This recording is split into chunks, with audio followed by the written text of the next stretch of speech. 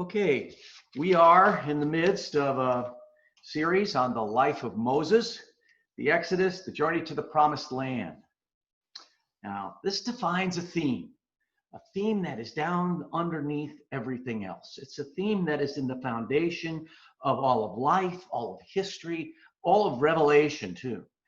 The Israelites descend into Egypt and they become slaves. Egypt is often a symbol of sin. And they descend into Egypt, they become slaves, and they're in bondage, and then God frees them. He brings them to himself. At Sinai, they encounter God in his law, and then his promise of atonement by sacrifice. And then he leads them through great struggles, sometimes difficulties because of their lack of faith. Other times, God assists and goes to battle for them. And they struggle to take in the Promised Land, and finally they are there. The Bible is the same way. The Bible begins with, after the creation, there's the fall immediately, the descent into Egypt, so to speak. And then there is all those years, there is a promise of redemption, there's the law given, and then, of course, the New Testament, we come to final redemption in its culmination. And then again, for each and every one of us, our life makes the same basic pattern. We are born in Egypt. We encounter God through his law. We are redeemed through his sacrificial atonement at the cross. And then we struggle through this mortal life to overcome the battles against Satan and his forces. And then eventually we enter the land of promise, because like Abraham, we're looking for a city that has foundations, whose builder and maker is God. This is the stuff of which our Christian worldview is made. It's creation, the fall, redemption, and consummation. This is how we see the world. This is how the Bible has revealed truth to us and how we know what it's all about. Now, I want to put it in the context of the entire story, the story of Israel's journey from Egypt to the Promised Land. And we'll start in Numbers chapter 33. It's very interesting to me. If you go to 33, we're not going to read it all. It would be really fun to give Alvin or John all of those names to recite, but I won't do that to them. But it gives the list of all the places where they camped from the time they left Ramses and Succoth in Egypt and all the way to the plains of Moab after 40 years of wandering in the wilderness. So there's quite a few camps there. And it's important to note that God intended Moses to record this level of detail. Alvin, have you got Numbers 33, 1 and 2?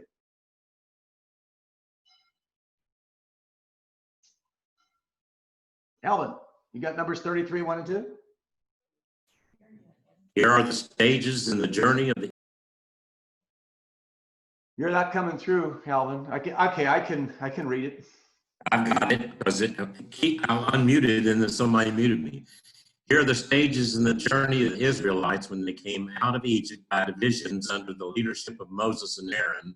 At the Lord's command, this is their stage. This is their journey by stages. Okay, at the Lord's command, Moses recorded the stages in their journey, and this is the journey by stages. Now, you want 3 and 4? In a minute. Bear in mind that today we don't know the exact location of most of those places. In fact, almost all of them. But the point is that they were real places. They were places, camps, villages, towns that had names, and they were at a specific place in time and space. Now let's go ahead and read 33, 3 to 4 for an example. The Israelites set out from Ramesses on the 15th day of the first month, the day after the Passover. They marched out defiantly in full view of all the Egyptians, who were burying all their firstborn, whom the Lord had struck down among them, for the Lord had brought judgment on their gods. Go ahead and read 5 and 6, just so we get a feel for it, Alvin.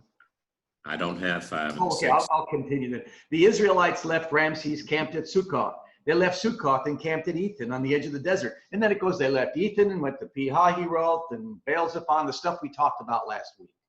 Yeah, now the specificity is important, I think.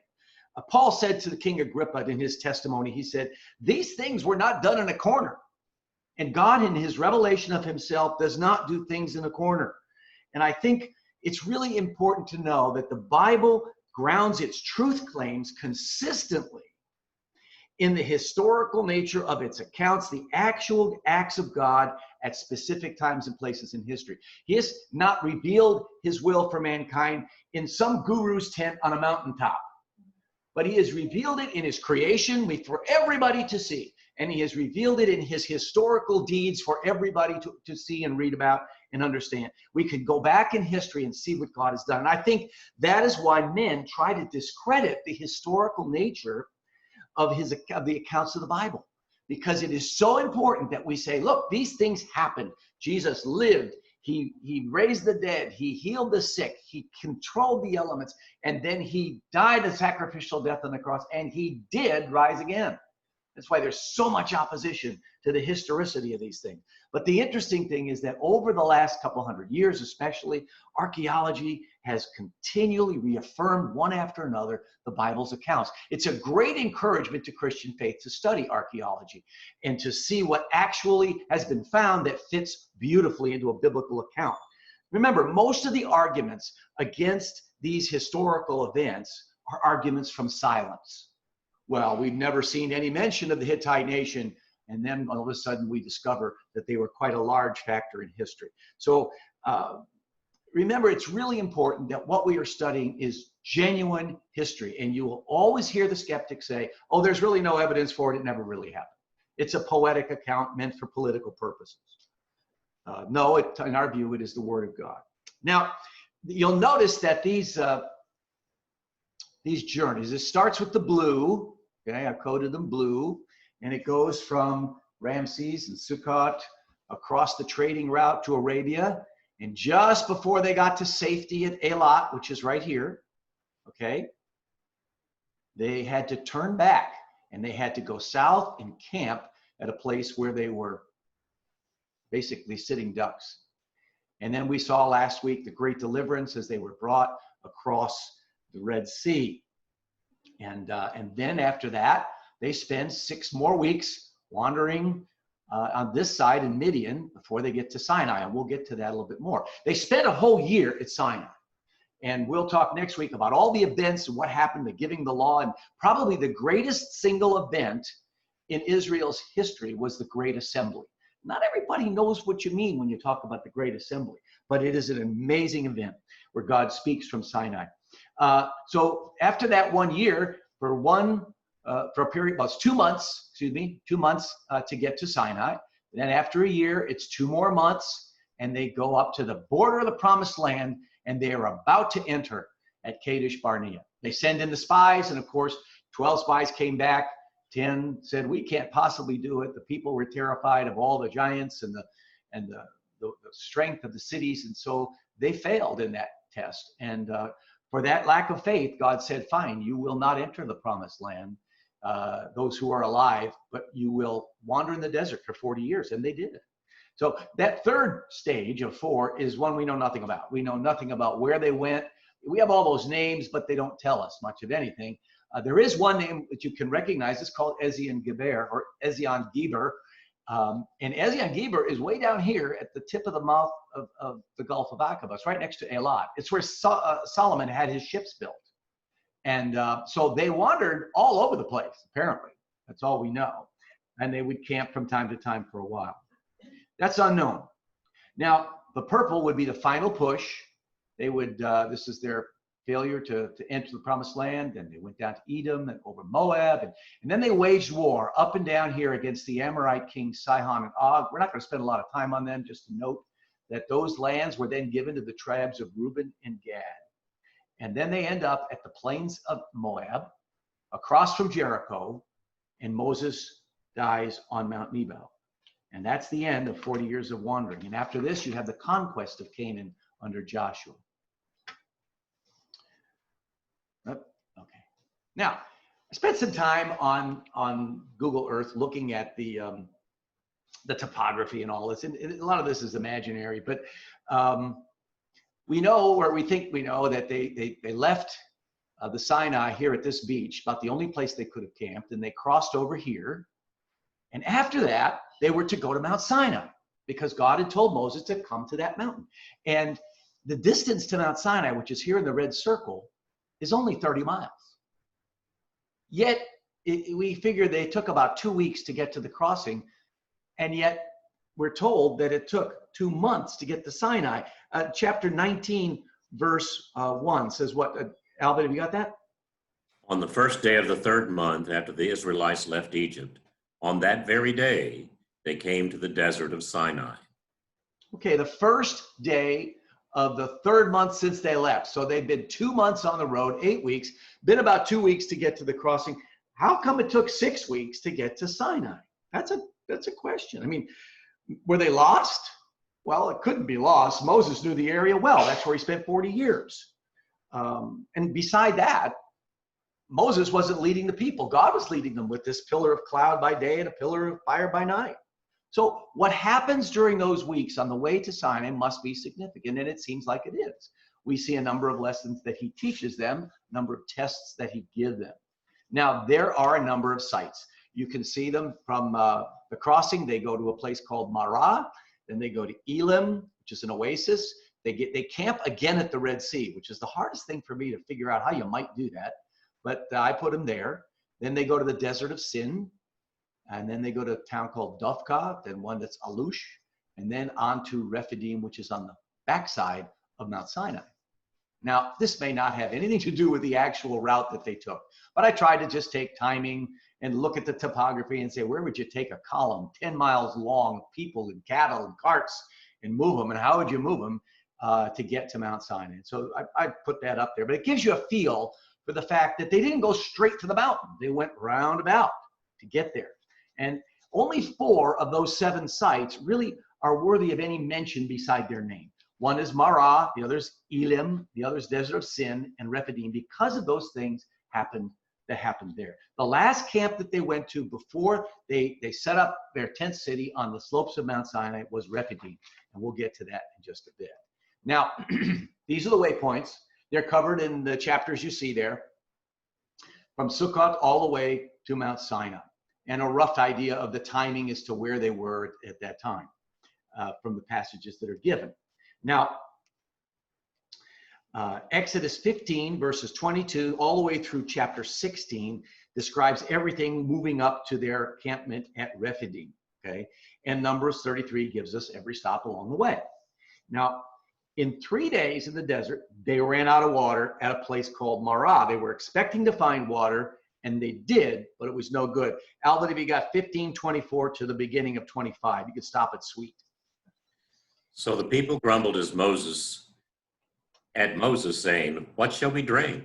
Then he cried out to the Lord, and the Lord showed him a tree, and he threw it into the waters, and the waters became sweet. Now, this prefigures, many theologians say, this prefigures the cross. What purifies us from sin? The tree, which is the cross of Christ. And I'm willing to say that's a good illustration, and that may well be why God did this. But he also gave them a test, or what you might call a promise. So read on through 26, Alvin. There the Lord issued a ruling and instruction for them and put them to the test. He said, "If you listen carefully to the Lord your God and do what is right in his eyes, if you pay attention to his commands and keep all his decrees, I will not bring on you any of the diseases that I brought on the Egyptians, for I am the Lord who heals you." And here God reveals himself as the healer. You listen to our prayer requests, and what do we hear a lot of desires for? For healing. Because we're broken. We live in a sinful world, and we need to be healed in our physical bodies. We need to be healed of our sin, and we need to be healed of our lostness. Now, he reiterates that promise in chapter 23, verse 25. Can you read that for me, Al? Worship the Lord your God, and his blessing will be on your food and water. I will take away sickness from among you.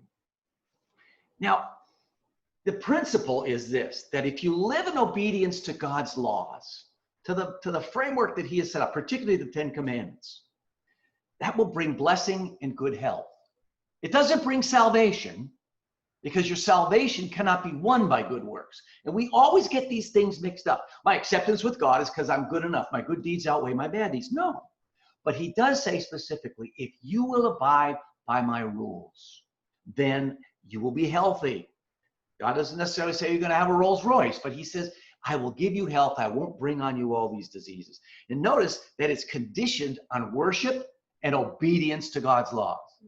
And consequently, we should expect that God will bless us in our lives and give us good lives. Not that we are free of all sin or free of all disease. We all have our trials and tribulations. But you watch the Church of Jesus Christ where people live in obedience to his law. You watch the people of God anywhere who live in obedience to those laws, and they are blessed. There's a guy by the name of Dr. S.I. McMillan. Sometime back in the 70s, I think, he wrote a book called None of These Diseases. And I don't even know if I have the copy left anymore. Little tiny one. And he asked himself the question, if I observed all the laws that God gave to Israel, how does that affect the people I know for disease? And it was amazing. He found how much better people who observed God's law and lived according to his law were, both physically and mentally. And so it's a great little book to read. And that's the promise that he gives here. Well, then in verse 27, he takes them to a place called Elim. Elim means peace. And all it tells us is that there's 12 springs and there's 70 palms. So it's a place which green, it's shaded, it's got water, and it is a rest for God's people. And God does provide a rest for his people. I would say that's true. And sometimes he provides that rest, just an interlude of rest in the midst of trial. And then he takes them in chapter 16 to the desert of Sin, where some very significant things happen. This is where we learn about God's provision of manna, which is bread, and quail, which was meat. And it teaches us a little bit about faith in God's provision day by day. Let's read verses 3 and 4, chapter 16. The Israelites said to them, "If only we had died by the Lord's hand in Egypt. There we sat around pots of meat and ate all the food we wanted. But you have brought us out into the desert to starve this entire assembly." Then the Lord said to Moses, "I will rain down bread from heaven for you, and the people are to go out each day and gather enough for that day. In this way I will test them and see whether or not they will follow my instructions." Now, God provided for their legitimate need. He provided, first of all, manna. Manna was like you imagine a dew frost on the ground in the morning. They could gather it up and it was edible. They could boil it, they could fry it, they could do all kinds of things with it. And they ate that for about 40 some years until they crossed the Jordan into the promised land. But it's interesting, he also made it a pair of tests. The first one is you take only what you need for that day. You took an omer, which is about a couple quarts, I guess, of this stuff for that particular day, and you would eat it during the day. And if you didn't finish it, you threw it out, or you tried to finish it all. But you never needed to save the manna from Monday to feed you on Tuesday. And the message here is that God will provide what you need when you need it. You know, what did Jesus say? He said, "Our Father in heaven, hallowed be thy name. Thy kingdom come, thy will be done on earth as it is in heaven. Give us this day our daily bread." Give me what I need for today. I don't need everything else. And that is the solution to so much worry and anxiety. You just listen to what they were saying to Moses in their complaint. "What, you brought us out here in the desert to die?" They're all upset. And they're now looking back on life as a slave and saying that was so much better. That's nonsense. They're not thinking right. They're not thinking clearly. They are all upset and in turmoil. Whereas if they would simply trust God for each day, he would provide for what they need. Now notice he provided manna. He didn't necessarily provide a whole lot of other stuff. They didn't have caviar, and they didn't have fried eggs and bacon and all that other stuff. They had just basically plain manna plus what they could get from their own herds that were with them. Now, the second thing is, he told them to remember the Sabbath. And this is before the New Testament, the Old Testament law, the 10 Commandments were given.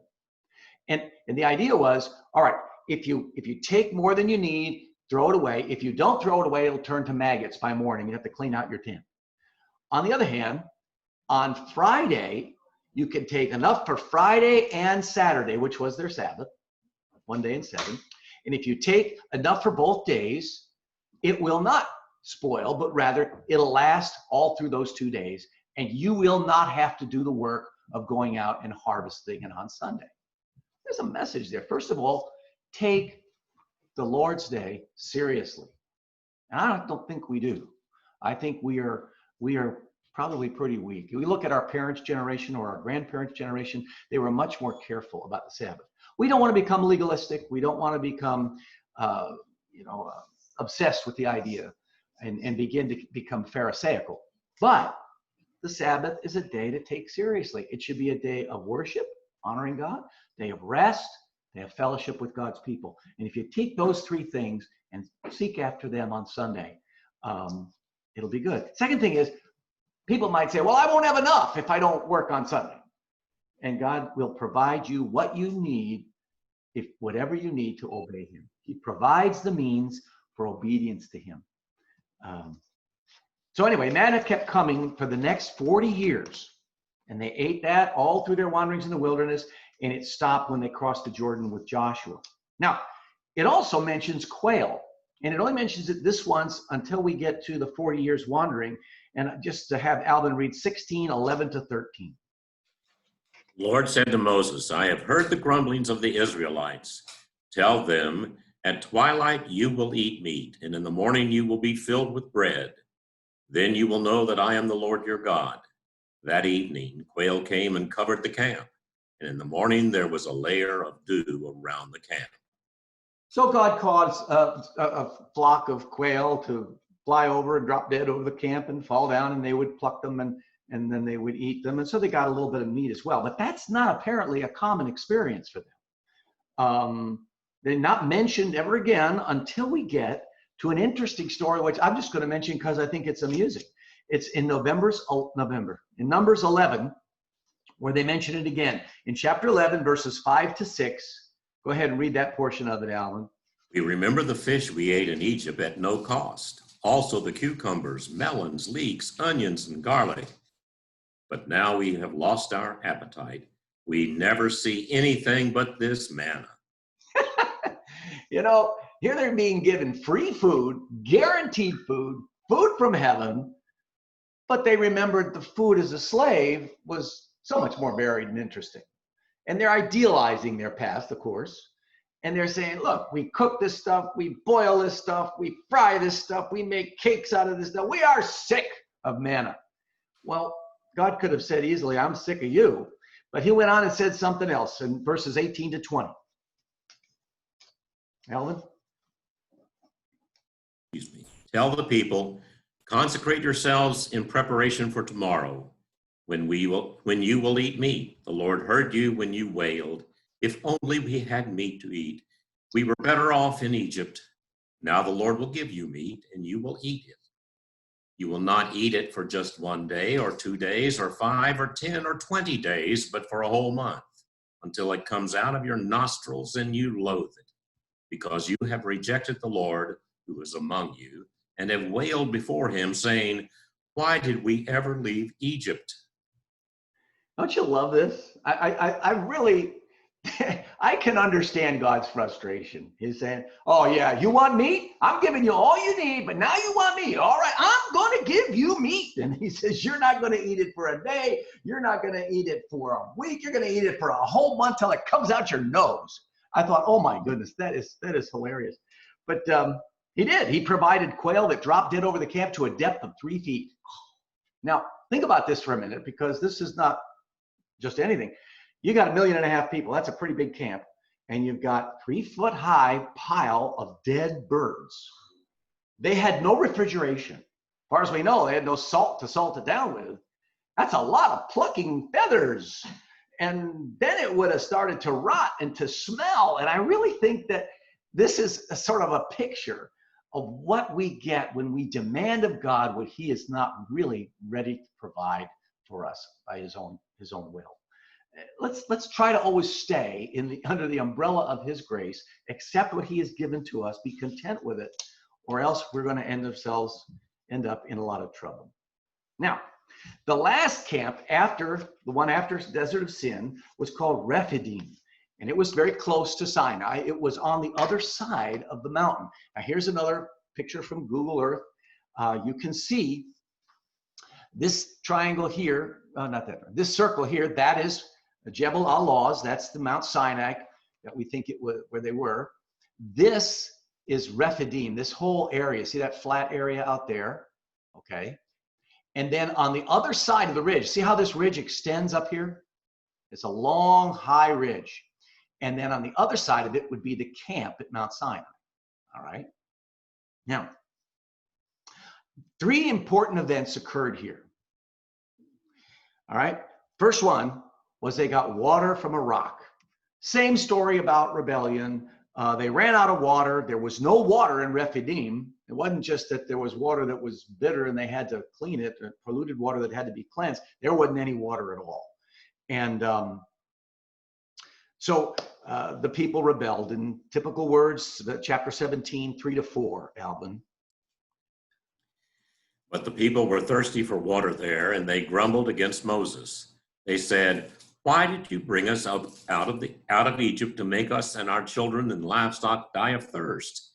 Then Moses cried out to the Lord, "What am I to do with these people? They are almost ready to stone me." Now think about that.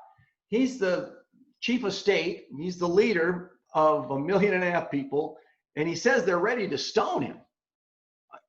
Why all the commotion? Why were they so angry at something that had happened now more than once in the past, and God had provided them?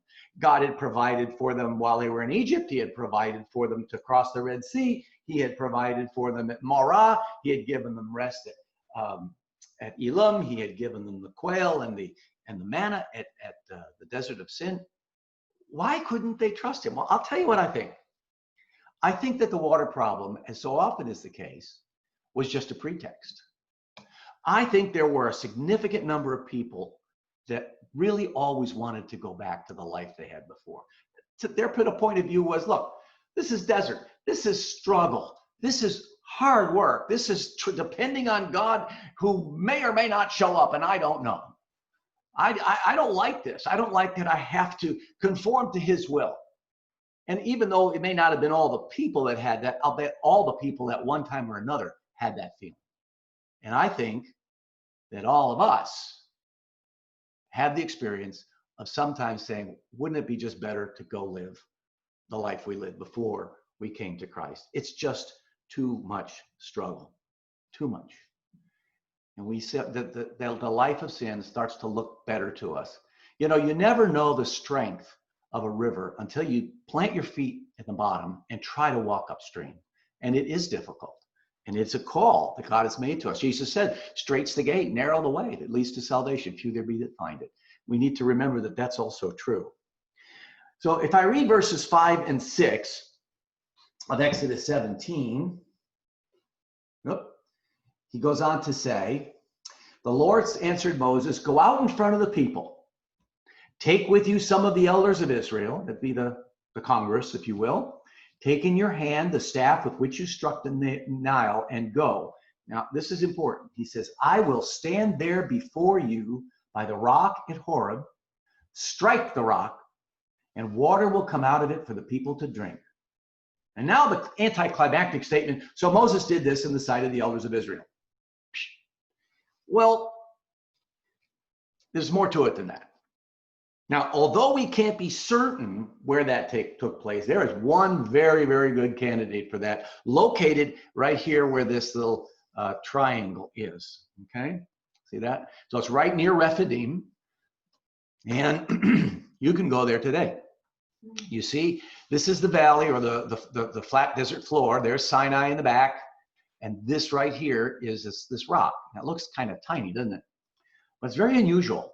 And here's another picture of it.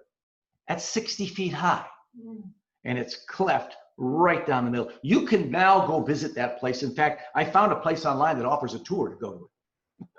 So if you are interested in an interesting place to go, you can go there. 6 stories high, split down the middle. Here's another picture of it. The one on the left is an artist's imagination of what would have happened.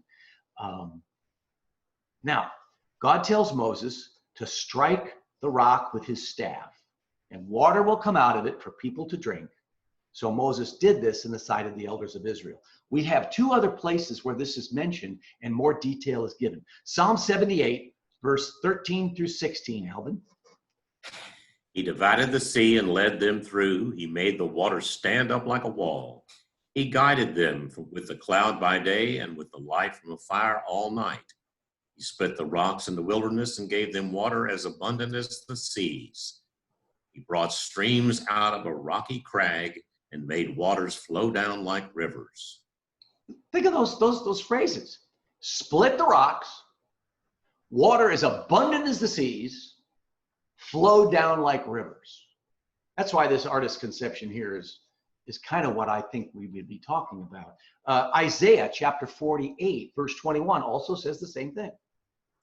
Alvin? They did not thirst when they led them through the desert. He made water flow for them from the rock. He split the rock. The water gushed out.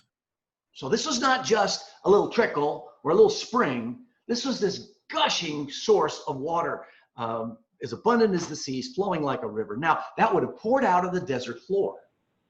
Now, this little picture on the right shows what looks like the erosion patterns that you might get from water. Maybe that's what it is. Maybe that's exactly what happened right here at this rock. It's a very interesting place. Now, I think that it may have created a very large lake on that side of the mountain, and that may have served to feed their livestock, allow maybe some cultivation on the valley floor to the west of the mountain. If you look on that place today, you'll see a huge number of these round circles. They're obviously man-made. Someone has imagined a tent pole supported right here in the middle, and then the cloth being supported on the ring. And this could be for animals or it could be for people, but there's a whole bunch of them, lots of them over there. And the interesting thing is on the other side where the camp would have been, there's none of this.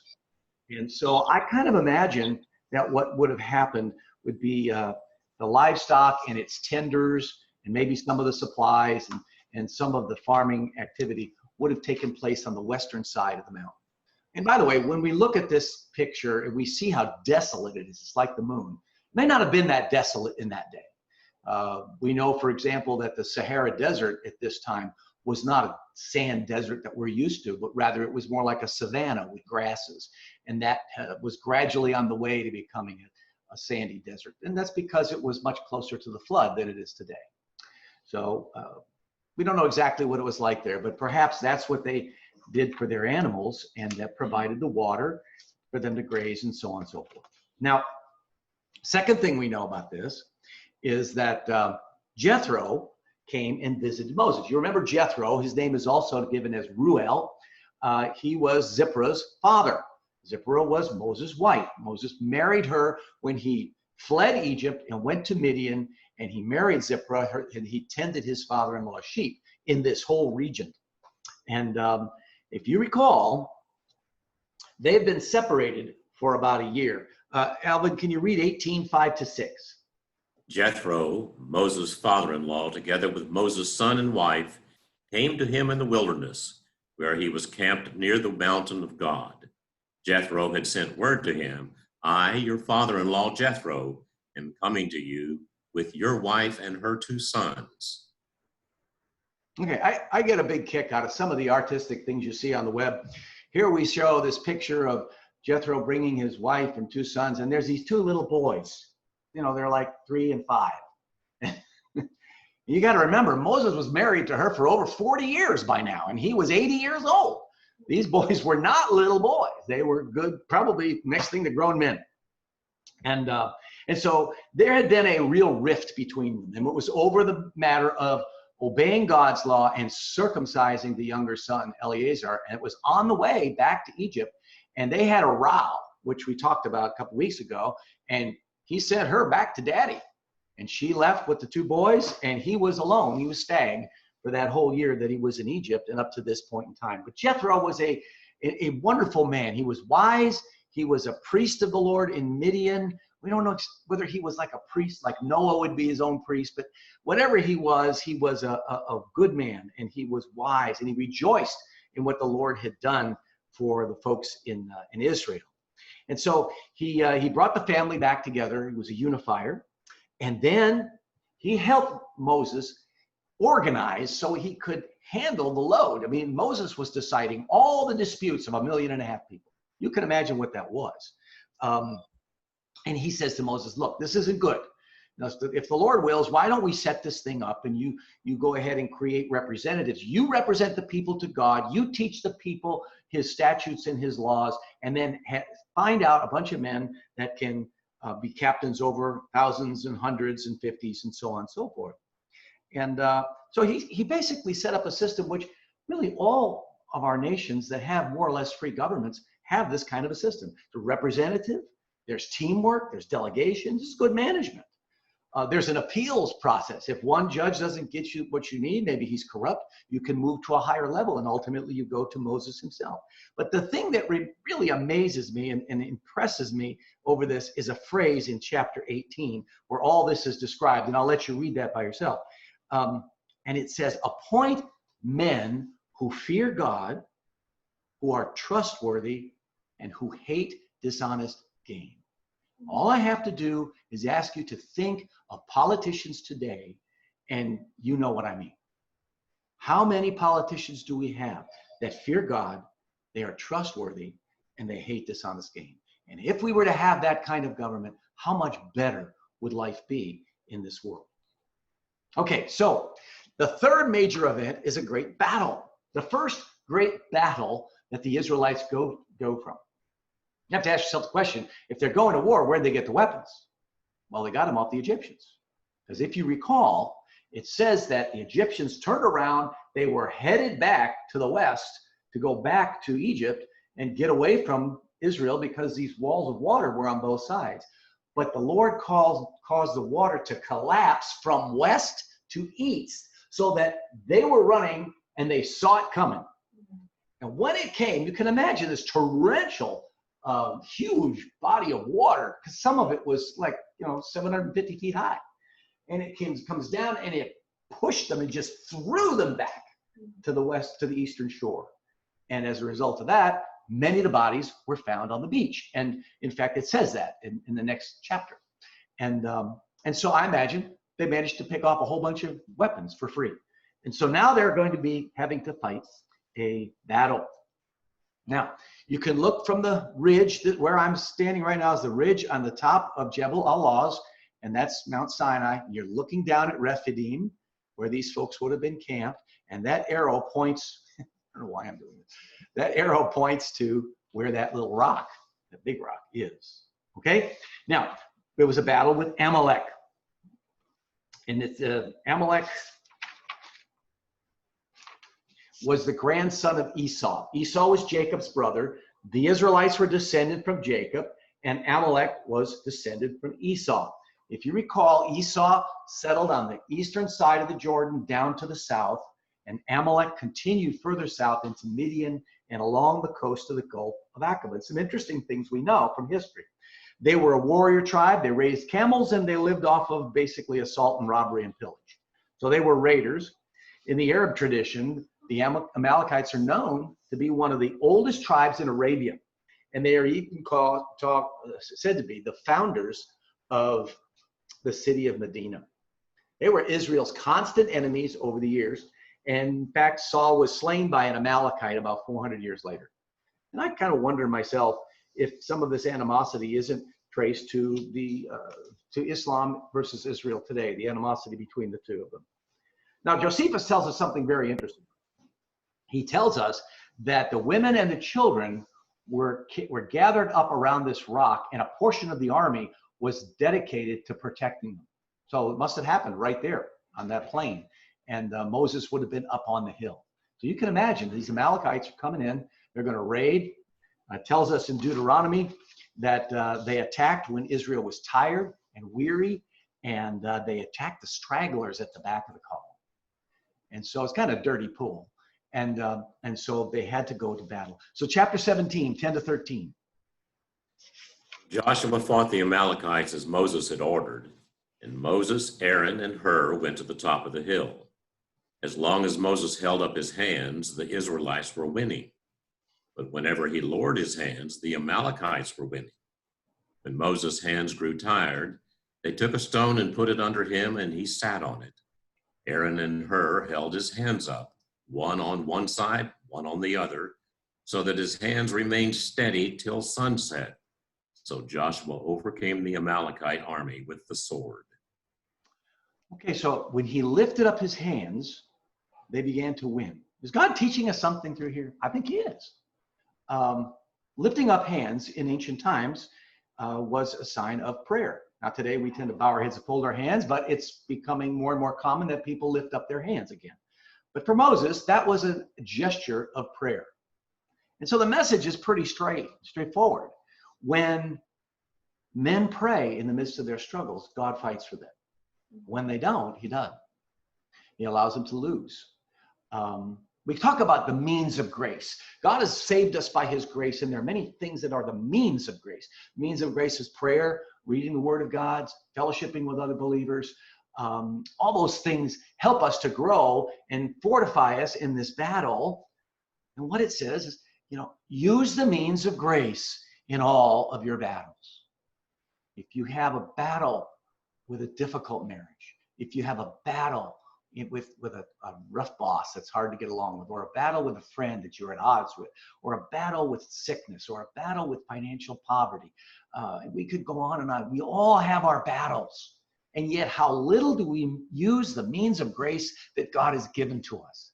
If we would see Joshua win our battles, we must raise our hands in prayer. And some have also said it's an illustration of Jesus with his arms stretched out on the cross. You could say that too.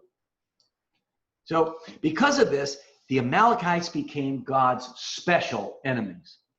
He says in verse 14, I will completely erase the memory of Amalekites from under heaven. In verse 16, he says, the Lord will be at war against the Amalekites from generation to generation. Wow. I mean, I would not want to be God's enemy in that way. But in fact, he says that is the case. And it's pretty significant. Now, Moses built an altar in honor of the battle and the Lord who gave them victory. It says in verse 16, for hands were lifted up to the Lord when he wins the battle, because you placed your hands, you prayed to him, and he gave you victory. Build yourself an altar of some sort. There's one here, oddly enough, right in Rephidim is this altar. It's not far from the big rock, and it's ancient. Nobody knows what put it there, but perhaps that's the one that commemorates the battle with Amalek. Now, chapter 19, verses 1 and 2. The battle with Amalek is over. They move on to the desert of Sinai. Alvin. On the first day of the third month after the Israelites left Egypt, that very day they came to the desert of Sinai. After they set out from Rephidim, they entered the desert of Sinai, and Israel camped there in the desert in front of the mountain. Now, it may be, here's Rephidim back here. Here's the peak, Mount Horeb. There's a little plateau, which we will see next week was important. And then down from that plateau, we have the city that they set up, a tent city that they lived in for over a year. Okay? Now, it may be that they decided to leave some of the livestock, their handlers, farm personnel in Rephidim, and then go across to the tent city. However, you have to realize it's not very far from Rephidim to their settlement, but you can't get there because you have to cross the mountain. This is one high mountain. Go to Google Earth and see. It's way up there. It's like 8,500 feet.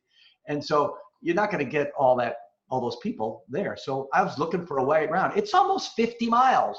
If you're looking for wadis that you could walk in, you got to go all the way around here. And so it wasn't easy to get to the animals or whatever they left behind, if they left it behind. Now, this is where they settled for a period of 1 year. And the events that happened for that 1 year, we're going to talk about next week. They received the law.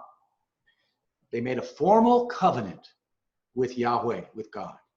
And that's what that plateau is going to be important for.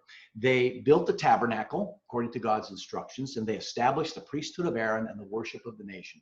And in effect, they became truly a nation at this point.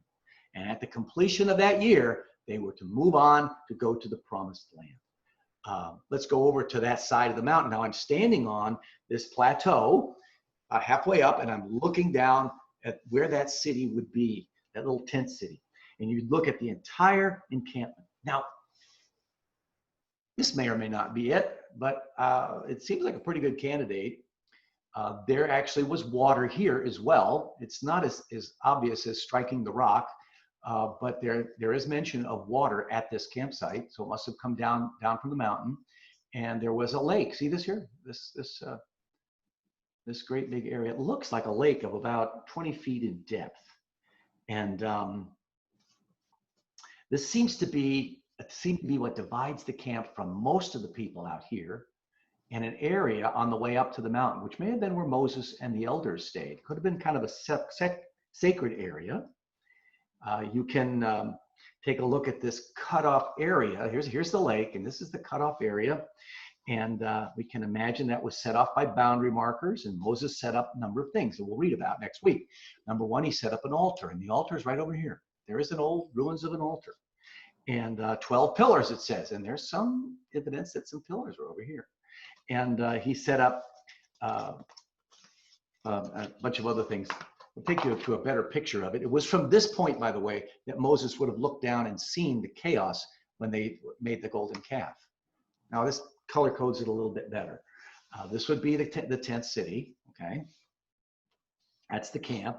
The purple dots would be wells. And there's an interesting find out there of wells that were dug, and they were lined so that you could take water that was purified and drink it. And so you have a lot of that. It's very interesting there.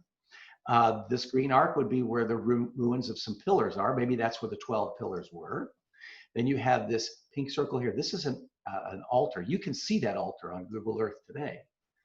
There's 3 dots by it that someone has thought might be the remains of a marble memorial. See that? And then the violet circle up here. See this one right here? That is where there's an altar with golden calf petroglyphs on it to the sacred cow Apis. And so maybe that's where they were all congregating and having a gay old time when Moses came down from the mountain. So next week, we're going to go over some of the details, some of the evidences and the pictures of what could be there.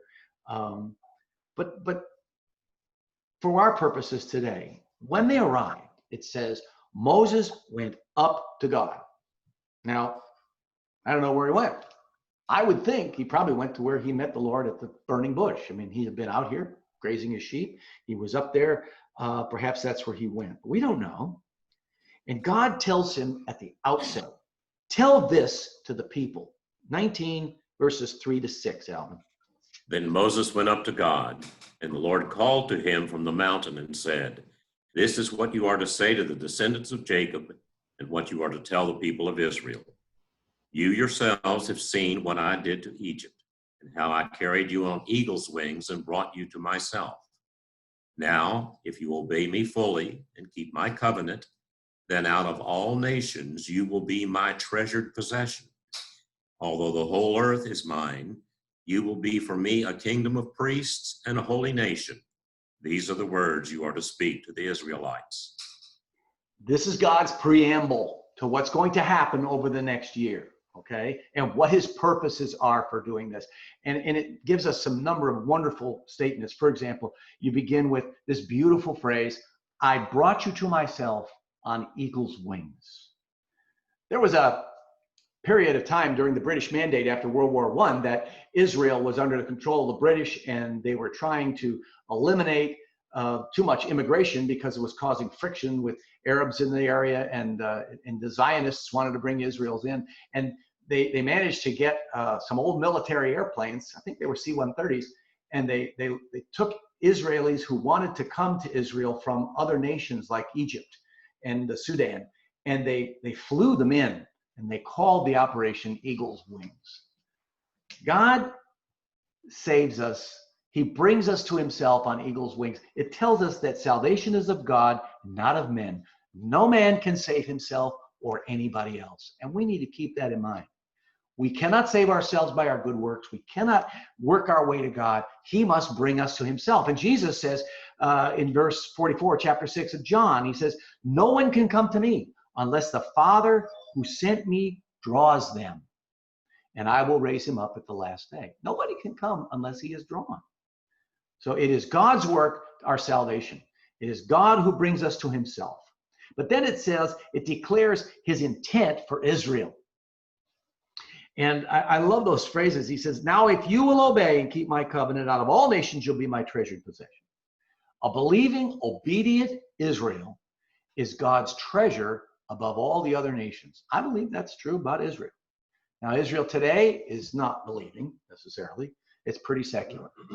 But if Israel were to turn to God, then he would make them his treasure above all other nations. And I think that's what we're looking forward to when Jesus comes again, because it says at that time, Israel will come to him and obey him, and they will once again be his treasure.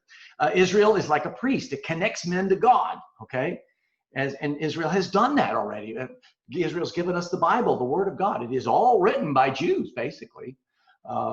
It also, Christ himself was a Jew. The apostles were Jews. The Word of God has been kept by Jews more than anyone else. And then it says Israel is a holy nation. And I think that refers to her special closeness to God in the kingdom age. She will be close to Jesus. There's been a long and varied history of Israel, believing and unbelieving Israel, but God loves that nation. And we need to remember that he said to Abraham, those that bless you, I will bless. Those that curse you, I will curse. And we need to be really careful with the rising tides of anti-Semitism in our own country today. Bart? Yo. The Boysons had a question. He had his hand up, but he's taking it down. But Len or Gigi, did you have a point? Go ahead, Len. Len. I don't know where they are. Okay. Here I am. Can you hear me? Here I am. Bart, when you were talking earlier, I was studying this week, and the Talmud has an interesting commentary about what you were talking about. It says about Moses with his hands up high. It said, did the hands of Moses make or break the course of the war? And it's a question mark. And then the response is, rather, the text implies that whenever the Israelites looked up and dedicated their hearts to their Father in heaven, they prevailed, but otherwise they fell. Now that's in the Talmud. Okay. Good thought. Let me go just to the last bit we had. Israel is a holy nation, is like a priest and God's treasure above other nations. I believe that applies to the nation of Israel, to the Israelites, the descendants of Abraham. I don't, and through Jacob. I don't believe that nation has ceased to exist in God's eyes. But I do believe that it applies by extension to the people of God in all ages. We are kept, we are treasured, and we are protected as we obey the Lord.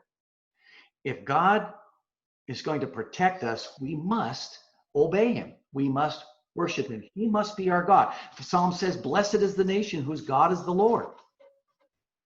We are to be the representatives of God also to the unbelieving world. All of God's people are, not just the Jews, but those who have come to be grafted into the Jewish tree, as it were, through Christ. And so we are to be representatives of God to the world. And then both now and in eternity, we are to be a holy people that are set apart for his use. I think that's good for us to take away from all this. We can expect God to treasure and protect us as we obey him. It's the key to obedience. We are to represent it to the unbelieving world, and we are to be and are destined to be a holy people set aside for his use. And may that be the case with us this coming week.